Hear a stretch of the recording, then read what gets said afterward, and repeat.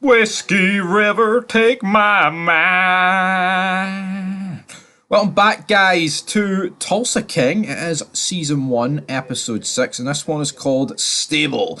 Is it referring to the horse that Dwight buys at the end of the episode, or is it to the unstable situation we find ourselves in? But the Sergeant-at-Arms old lady is speaking to the FBI. She's speaking to our everybody's favourite ATF agent, but she's kind of trying to keep the white man Freddy out of this conversation here. But our partner is like, no, we need to tell the FBI about him, man.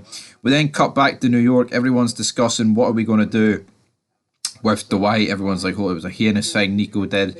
We found out he did that. We'd have done the exact same thing. But then, we've got a bit of a split voice here. We're like, what do we do about Dwight? And it's almost, Benny here for Parr. The son's almost talking about the fact that we should probably kill Dwight and his daughter. It's like, holy shit. And then his dad gets up, starts slapping him. I mean, rightfully so. It's like, you can't kill what did his daughter do? Different if she lied, right? But she didn't.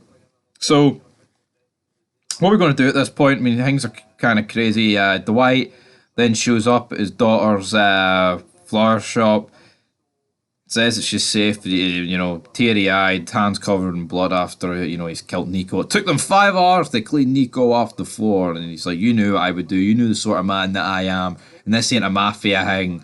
The love that runs for a daughter, father and daughter, I had to do it. Pretty teary-eyed scenes here for Dwight. We're getting PTSD flashbacks with him killing Nico, and it's like, I said this in the last episode, Token Joe.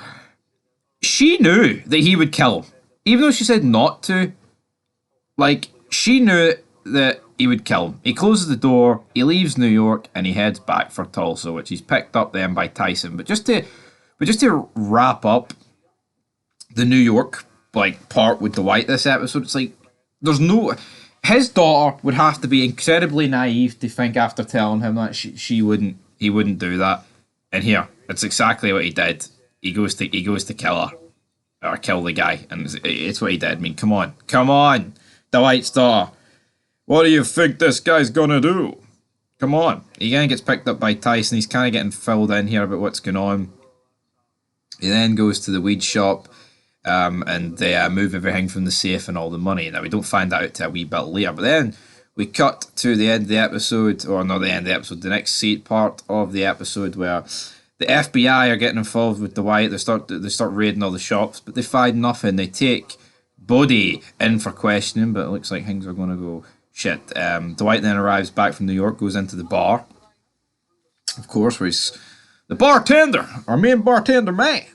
Like, how was New York? He's like, shit, sorry, I know you're at your brother's funeral. But then he speaks about Goodie and all that crazy stuff that's going on. Dwight then phones his daughter after a few phone calls been going into the house, but it looks like it's alright. He then phones Buddy, or Bodie. No, I think it's Buddy, one of the guys for New York. Looks like he's going to go out to Tulsa and set a meet with Dwight, so how's that going to go? I'm not too sure. Things could be explosive. Tyson then drops off Dwight. He speaks with our favourite ATF agent. She tells him there's a lot of heat around him right now and that he should probably leave town. And he's like, I can't do that. He's like, well, you know what? I might go to Siberia, actually. It was a decent wee conversation, this, but, is this his love interest? Like, what's she doing at the end of the day? Bodie is then doing some weird shit. The FBI then arrest him, like I said earlier, and raid his shop. But they don't find nothing, so things are looking good for him.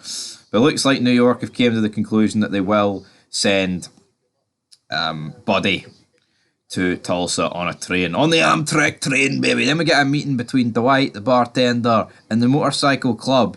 And the guy is he's from Belfast. He's definitely got a Belfast accent, this guy.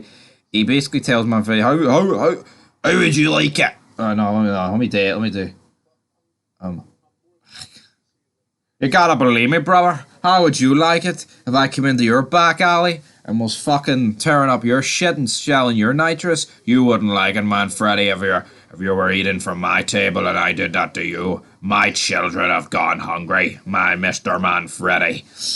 And then, Dwight basically puts him in his place. He's like, this is native Indian land. You, my friend, are a little leprechaun with your lucky charms, and me, I'm an Italian. We've got no fucking right to this land. So the reality is, you and me are on this land. And he's like, if I'd made my play, you'd know about it. If I played my hand be in your fucking face. Shuts him down. It was a good wee meeting between these two, establishing this guy a bit more as the villain here. Dwight walks off, definitely got the upper hand. We then get the reunion with Bodie, they hug, and he's like, don't worry about the Bodie, I've still got your weed and money. And then they eat and drink round the table. Things are brilliant here. Things are going according to plan. He's then getting a coffee. Spencer, sorry, the wee cafe woman waitress tells him, it's my last day, and the horse that you see running about the town is getting put down today. So they go and buy the horse. Brilliant. But it looks like it's like a week probation period for the horse. Like, why would Dana Delaney really care about this? It's like, just take the money off this guy, take the horse, and move on. I mean, it really is that simple at the end of the day. I don't know why they need to make a mountain out of a molehill. Like, why can't he just take the horse? Like, she doesn't even care about the horse. She's willing to get it put down. Like, why does she care if Spencer has got the capabilities to look after a horse or not? It's embarrassing. But then the informant for the ATF comes over. That boat, the main biker guy's got like 8.2 billion or 8.2 million, sorry, in his bank account. And she's like, Dwight, my friend, guy's serious from New York. You need to deal with him. And he's like, Sergeant at Arms, you need to deal with your lady problem. All right, brother. She's speaking a little bit too much. You need to sort this out. Looks like they're going to sort out Dwight though. We have a wee shotgun blast later this episode, but the Sergeant at Arms guy like acted like a little bitch. Then he like grabs her. He's like, what the fuck are you doing? Like, they should have shut her down. And again, why is she just getting to come over and like question the club's authority on how they're handling this? To me, it's a bit, after watching Sons, it's like, yeah, Gemma did have like outspoken issues, but she's not like the Sergeant at Arms old lady. She's fucking Clay's old lady. She's like the founding lady. She's John Taylor's then Clay's, and she's Jax's mum. So you can see why Gemma's got a bit of input, but fucking hell, this was a bit ridiculous, her doing this. Then it looks like Dwight's going to get into business with the bartender, but then out of nowhere they're getting fired upon. But in between this is going down, Dwight's daughter gets dropped off at a hotel, obviously not feeling safe in their own house. The husband goes to park the car, but then Benny Fipar starts battering him, absolutely battering him to a pulp, breaks his arm, leaves him. So Jesus Christ, how's that going to go? And again, this guy's just not husband material for a mobster's daughter. He's a little beta male. But then we get the shootout scene here. The Sergeant at Arms blasting the shotgun at the bar. Dwight and the bartender run round, they kill him. And yeah, we're partners. And they shake hands. So yeah, it looks like the partnership is in full motion here. But it's like, holy shit, they just dropped this Sergeant at Arms guy. Obviously that ATF informant probably going to not be too happy about this. And I think shit is really going to hit the fan in the next couple of episodes, to say the least. But the show's definitely getting better, guys. I'm going to give this episode a 7 out of 10. It's definitely beginning to get a bit more story orientated. And yeah, I have said though that Stallone kind of like overshadows the show, but recent episodes I think they've begun to like sort that out a wee bit. But anyway, guys, 7 out of 10. Till next time, peace.